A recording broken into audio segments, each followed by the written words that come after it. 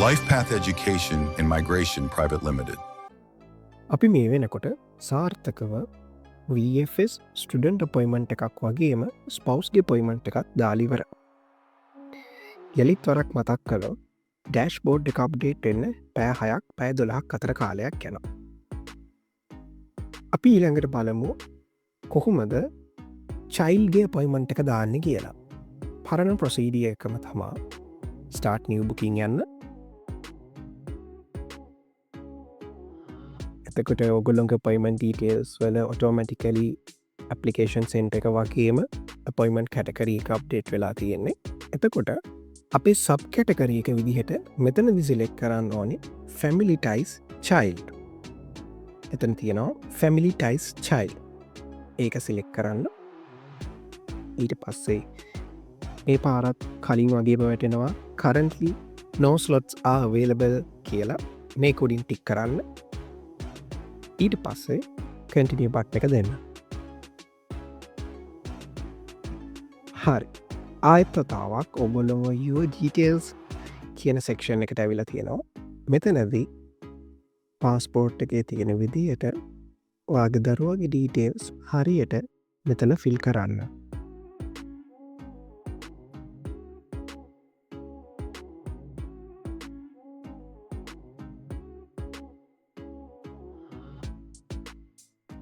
ඔයාලා ඩීටේල්ස් හරියට ෆිල් කරා නම් මෙතන සේව් බටන් එක අවේලබල් වෙනවා.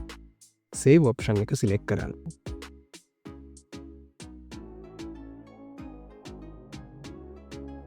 මෙතනදී your details කියන කැටගරි එකෙන් applicant one TN solution child කියන කෙනාව ඇවිල්ලා තියෙනවා. එතකොට ඔයාට තව නමයක් ඉන්නවනම් මෙතනදී විතරක් අපි add another application කියන බටන් එක ප්‍රෙස් කරලා අපේ ඊළඟ child එකත් add කරනවා.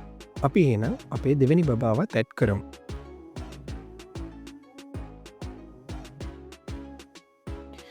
මෙතනදී අහනවා applicant 2 the applicant is a child traveling on an adult passport.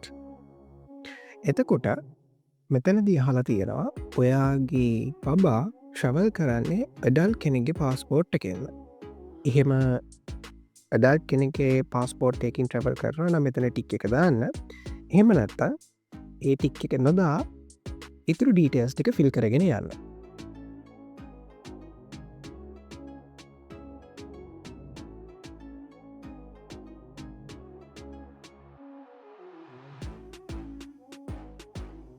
දෙවැනි බබාගේ ඩීටේල්ස් හරියට ඕගොල්ල ෆිල් කරලා තියෙනවනම් එතන සේව් බටන් එක අවේලබල් වෙනවා.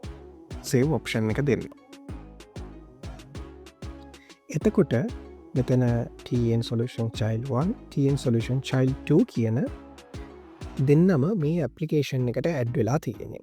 එතකොට ඔයාලට තව බබෙක් ඉන්නවනම් add another applicant දීලා ඒ බබාවත් ඇඩ් කරන්න.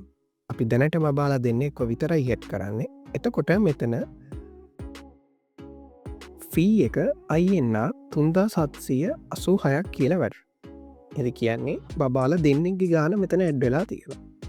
අපි ඊළඟට බබාල දෙන්නවත් චෙකවුට් කරලා.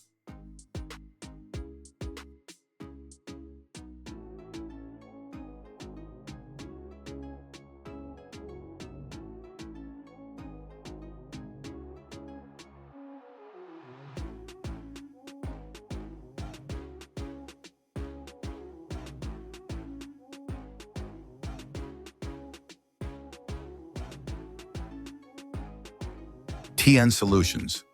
Innovations beyond excellence.